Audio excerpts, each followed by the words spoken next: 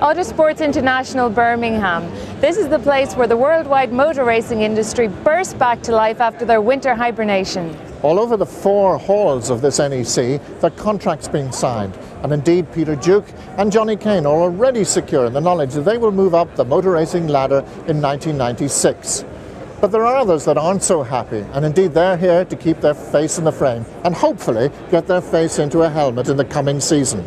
This is the hub of activity for the worldwide motor racing industry, an industry in which Irish people have made an extraordinary contribution.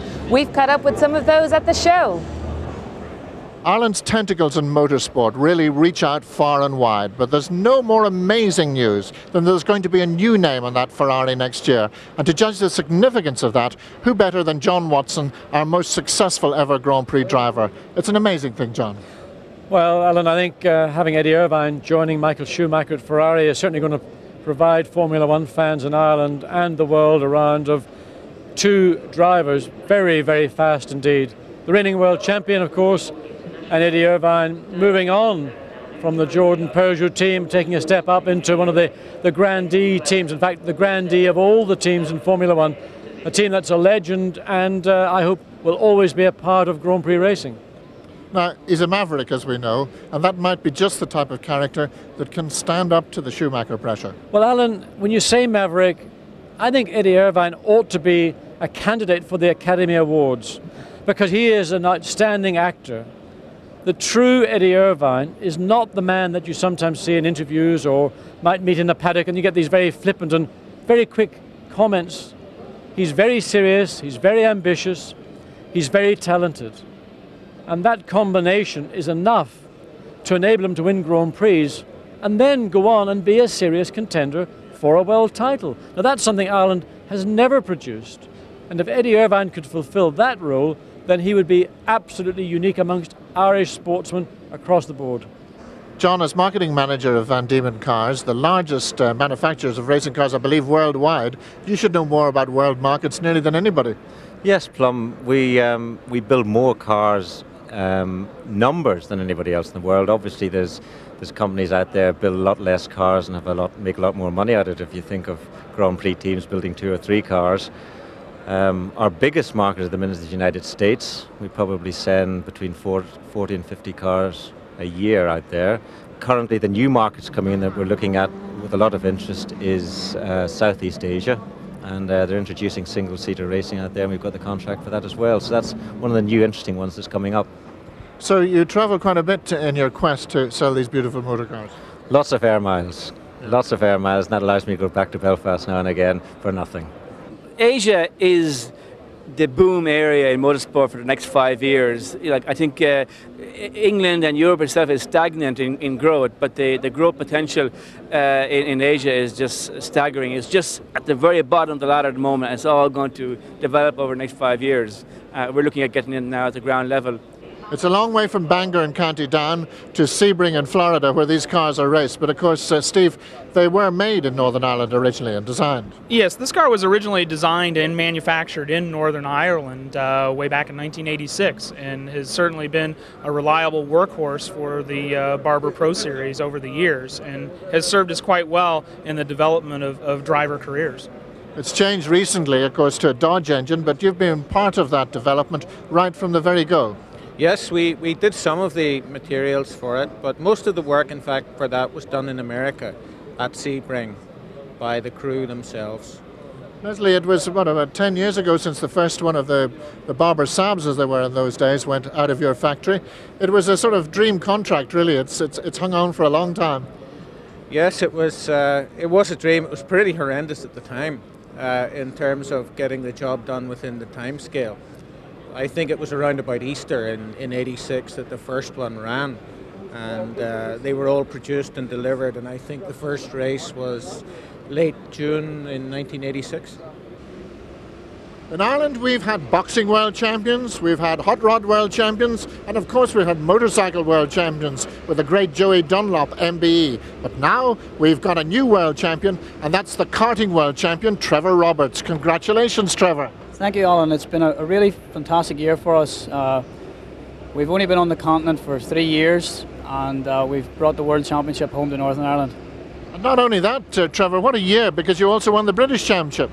Yes, we went to Silverstone.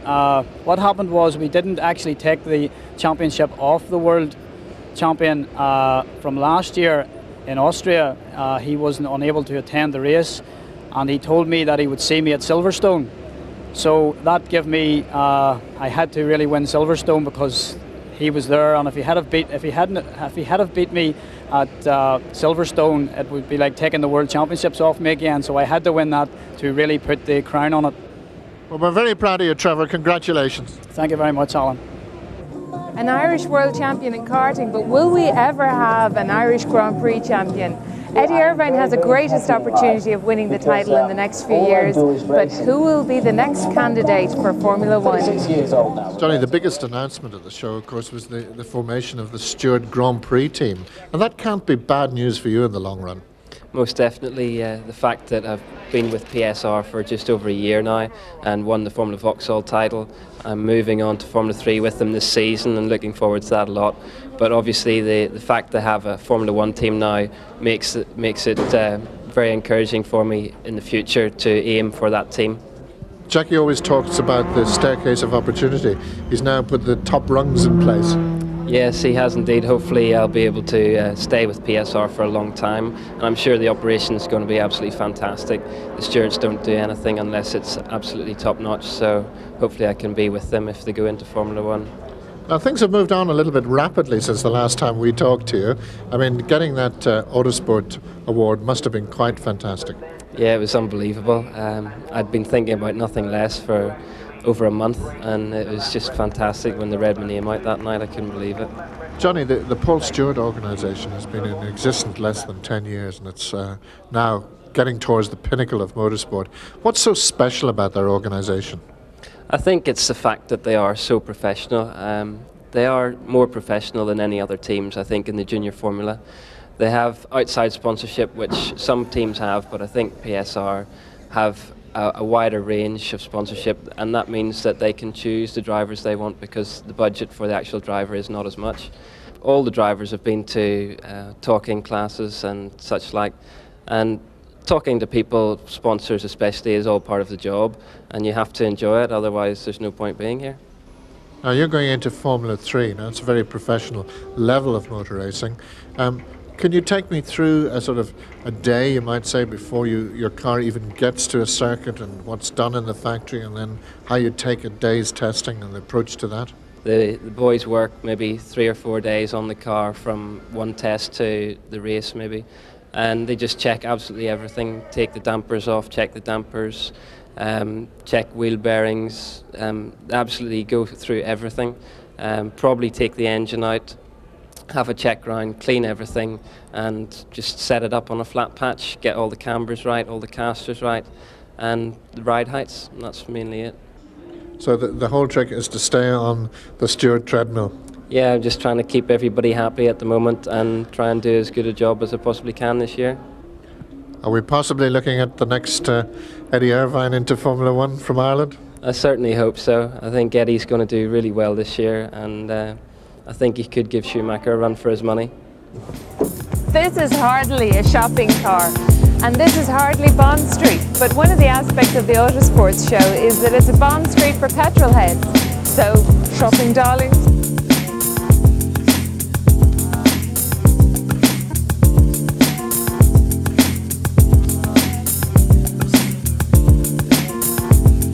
S for Senna and serious spend.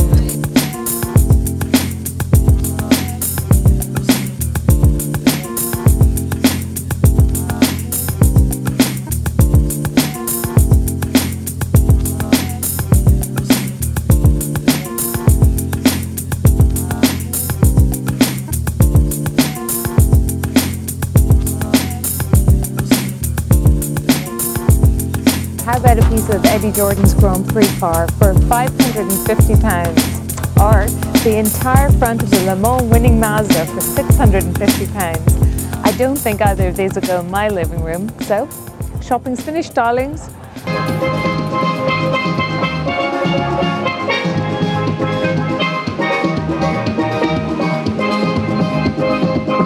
From racing to rallying. The word for 96 is not get your kit off, but get your kit on. Although the Group A Formula 2 kit cars don't qualify for the British Rallying Championship, we will be seeing a few of them in action in Ireland this year. Both Ford and Peugeot have their evolutionary models on show this weekend. This is the Maxi 306, which was hugely successful in the French Rallying Championship. And here's the Ford Urus 2000, which is still to show its pace. One of the cars, however, that we'll definitely see in the Irish rallying circuit is the Renault Megane. Sadly not at the show, but one of its drivers, Robbie Head, is. Robbie, rumour has it we're going to see quite a lot of you in Ireland this year, and indeed in a very exciting motor car. I certainly hope so. It's nice to be in Ireland. Yeah, we've got a new car for this year. We've got the Renault Megane, which we're going to run in kit car form. It's going to have 2-litre engine, 270 horsepower. So it's going to be an exciting car, and we're going to really look forward to coming to Ireland. The first rally we're going to do is going to be Donegal. We'll do that as a shakedown and a test just before Ulster Rally. The Clio Maxi in France, it's very competitive against the four-wheel drive cars. So let's hope that it's going to be equally as competitive against the four-wheel drives in Ireland and the UK. The big news from Ford is, of course, the arrival of Carlos Sainz in the Works team. But other good news in Ford in Ireland, and that is that James Cullen is likely to be pretty active this year. Well, Plum, we're starting off this weekend. We're driving the Ford Motorsport car on the live action show here, which is a first for us, and it should be quite entertaining. And the atmosphere and all is brilliant, apparently, like, you know. Now, we only saw you once last year. Are we going to see you more often this year? I hope so, anyway. I hope so. Like, at the moment, we're not 100% sure yet, but we're 90% certain that we'll be out in Galway. And the car has been run by Mike Little in Carlisle this year. What's this, Duncan? A brand new suit for Mark for Ireland? I certainly hope so. We're desperately hoping to be out next year doing the championship, but as you can imagine, with the year we had last year, we can't afford to be out unless we're going to do the job properly this time. I really have to say thank you to the sponsors, Mobil and Pirelli and Loctite, for last year, because, as you know, we had a fairly trying year, but it looks like we'll be getting a package again together this year, and I really hope that we can show you what Mark's capable of. Bertie, the very fact that you're here at the Autosports show is looking good for 1996. Well, we're certainly here talking anyway, Plum, and obviously there's a lot to be seen here, and it's an opportunity, obviously, to try and put all the pieces together. We're certainly trying to put all the pieces together, but there's still some way to go yet. You know, Kieran from Kane is obviously very, very keen that we have another go. He seems to think that I'm running out of time, so he's certainly keen that we would give the championship a real good go. Last year it was just really the events that I wanted to do, and if we won the championship it would have been fine, but we didn't really give it our best, and we left out two events very early on. So, but really what we're trying to do this year is to put together a deal to have a crack at winning the championship again. If you want to start racing, you can go to Kyrgyzstan or Mondello-based racing schools, but rallying is a little more difficult. The good news for those of you who want to test your rallying skills is that Chris Birkbeck is going to bring his rallying school to Ireland. We thought it might be fun to test a few of the more mature students. Come on boys, it's assembly time.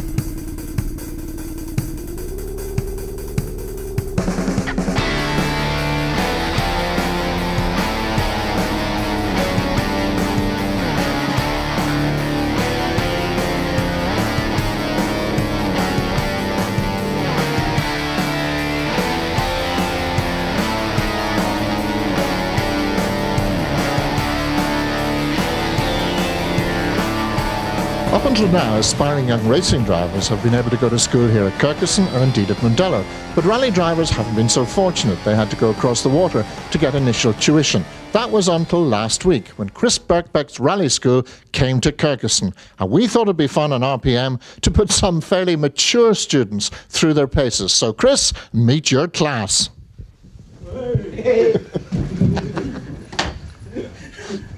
We got to these things, come on. Fisher, what time do you call this? If you do this, bring coming in this time again, I'll put you on detention. Sorry, sir, but the clock was late going off. We'll sit down.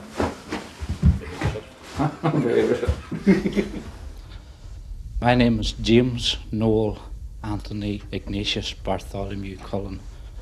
and I went to school in Letterkenny, and I wish I had stayed there. Well, I got loads of practice learning my lines. So I'm all Cadigan Dolomach. My name's Bertie Fisher. I was at Ballymallard Primary School. I'm 3 times tarmac champion, and my teacher tells me if I try a little bit harder I can maybe do it again. My name is Francis James Patrick Meagher. I went to school in Rockwell College. I won the Irish Tarmac Championship last year, and if I don't do better this year, I'll be kept in. My name is William Noel O'Callaghan. I went to Kanturk National School. I want to be a rally driver, and I only won 1 rally, so they sent me to this school. But I haven't won as many rallies as the other boys in my class, but I want to go home now because McKinstry keeps on pinching me.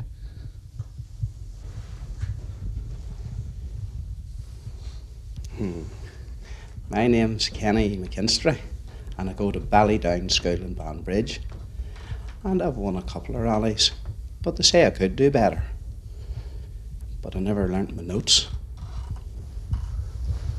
Just one thing I'd like to go through first of all, before you all... Now that we'd met the class of '96, and indeed many years previous to that, it was time to learn a little bit about the new school from headmaster Chris Birkbeck, a former Peugeot and Vauxhall driver.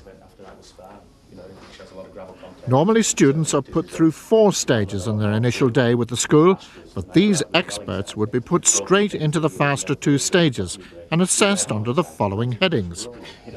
Car control, car sympathy and aggression, surely a contradiction in terms, the use of the foot brake and the handbrake, throttle control and the general awareness of how the car was behaving.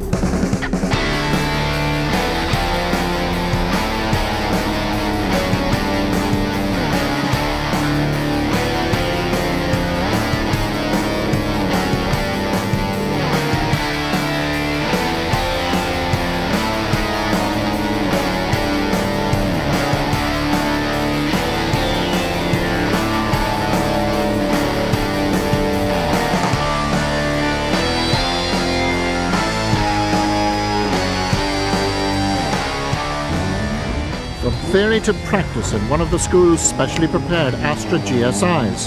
The fun uniforms were exchanged for the racing overalls, and first of all, Chris showed our rallying superstars the basic lie of the land, which he had laid out at Kirkuson for his rally school.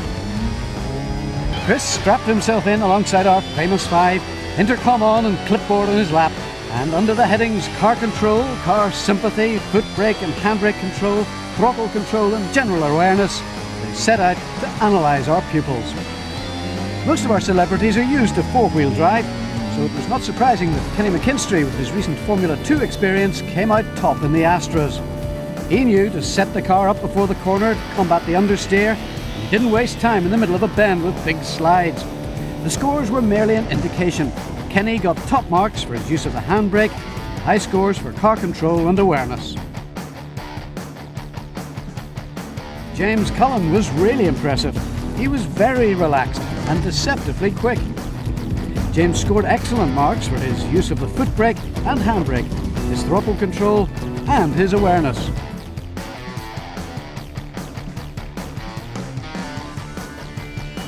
Frank Marr drove the car as he found it, but later progressed to make compensations for front-wheel drive.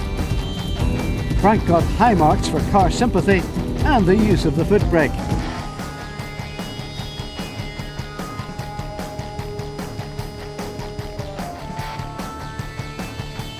Liam O'Callaghan needed to smooth things up. Well, what's new? His car control was excellent. In fact, he was the only one to get a maximum score in this category.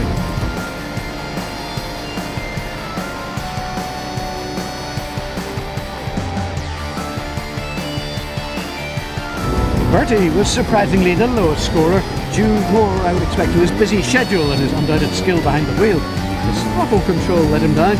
But you have to remember that it's a quarter of a century since Bertie last drove a front-wheel drive car in anger.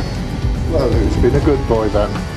It's not easy to be a good boy out there now with them boys laughing at you. Top marks all the same, Kenny? Well, it's not too bad. I think it's really close at the end of the day, but it's really good fun. And what would you say to the young person thinking of going? Certainly it's well worthwhile, you know, it gets you into a rally car and experience all the different venues, you know, the race in the town.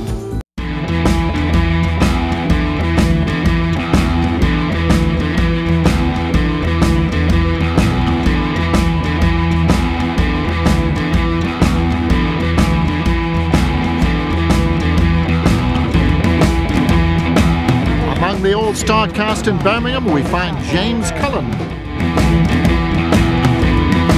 rising star Bertie Fisher and the dinky little legend.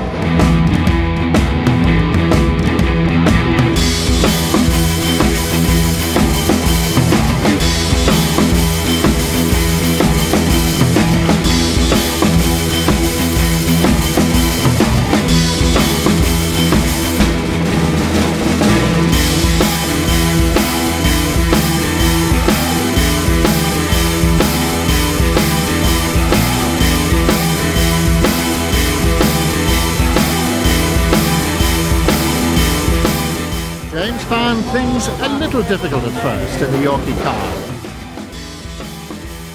You've done many things in motoring, James, but that has to be different. That is certainly different. The times just really don't know where it's going, like, you know, but it's, I think as the time goes on, we'll get better, we'll get a little bit more used to it.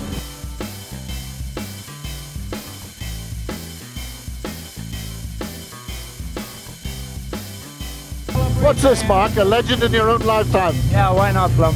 It's 400 kilos, 1200 cc, 125 horsepower, a ton of fun. Really good.